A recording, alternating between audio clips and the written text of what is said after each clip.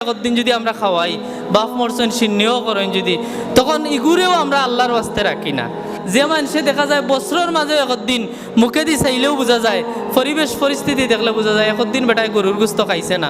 ও যে কুরবানির সময় পাইছিল আর ও সিন্নি তাইছে আপনার, যে তারে কইন তোমরা বাদে ওই ভাই আর যে ভিআইপি ও মাত্র খাইয়াইছে এখনো খাইতে পারতো না, ডাক্তারেও না করছে বলে যা খাইছো আর গরুর গোস্ত খাইও না, তারে আরো আপনার নিয়ে আগে বইয়া আরো লাগাইয়া দিন আপনার বিয়াত খাওয়া।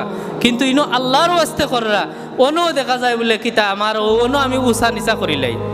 আমরা ইতা যে উষা নিচা করি আল্লাহ কইন তোমরা কইও ইন্নামা নুতাইমুকুম লিওয়াজহিল্লাহ, মানুষরে খাওয়াইলে লিওয়াজহিল্লাহ খাওয়াইও, লা নুরিদু মিনকুম জাযাআ ওয়ালা শুকুরা।